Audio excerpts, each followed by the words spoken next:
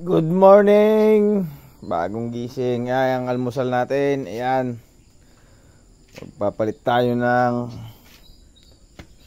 slider piece. Ayan. Umiingay dito. Tsaka ito. Clutch lining at bola. Genuine lahat yan. Yan, ganyan dapat nilagay. Hindi yung mga pang racing. Okay. Ang maingay na Honda Click. Agak na daw to bago makalis sa tayo. Hindi pa totoo nagtatagal nung ipagawa. Ayan ang kanyang bell. Regroove. Ang ganda. Pero ito. Paano nangyari ito? NMAX Aerox. Yan ang inilagay. You know? Nag-jingle na sa loob. Ayan o, pakinig nyo ba? Malapit na ang Pasko. Pang caroling na. At saka paano hindi ito agak na bago umalis? Ang ginamit yung spring ay focus. At hindi mo focus eh. Yeah! 1,200 RPM. Pag naman ang customer natin ay yung kawan, yung hindi naman talbata at medyo maedad na, wag naman natin kamtan ng ganito. Maaari talagang pure stock at yung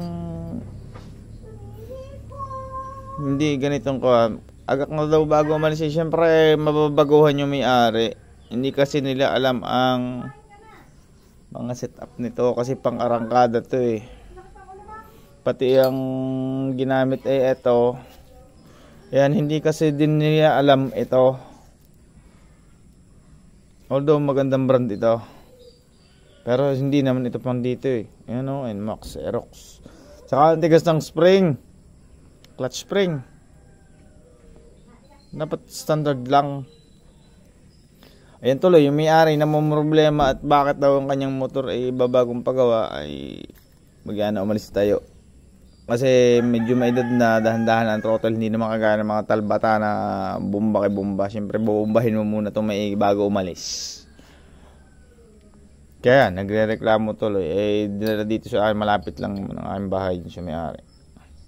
Kaso malayo yung shop ko kaya hindi sa akin ito dinala. Dun sa malapit lang. Dapat ito binalik na lang sa stock. Genuine lahat nilagay para walang masabi yung may-ari. Okay naman, goods naman ang kanyang kawan dahil maingat naman nga magmaneho yung may-ari. Walang problema, walang kanal eh. Wala ding kanal yung kanyang drive pace. Ito nga lang talaga ang problema. Yan lang ang ginastos dito. Dapat yung ginastos dito genuine na lang pinalit para okay. Ito ang cost ng ingay niyan kapag ka dito sa CVT ng Click. Ito. Yan. Kapag to'y luwag na, mag-iingay na tong plate na to. Yan, itong tatlong to. Doon sa larin. Ito. Dapat ito. Yan. Pag kinabit yan, dapat hindi malalaglag kapag hinawakan dito. Paikot, tatlo yan. Nakabit na rin natin yung kanyang bagong clutch lining.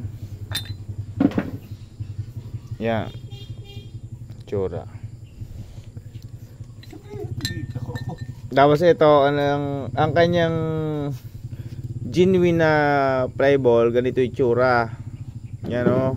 May plastic ito, plastic bar, goma kung paano ba itong babaw na to. Tapos yung kabila, open na ganyan. Kaya hindi yan maingay. Ang aftermarket niyan, ganito ang itsura. Parehas. Kaya siya kapag tumatakbo nangangalantog, iingay.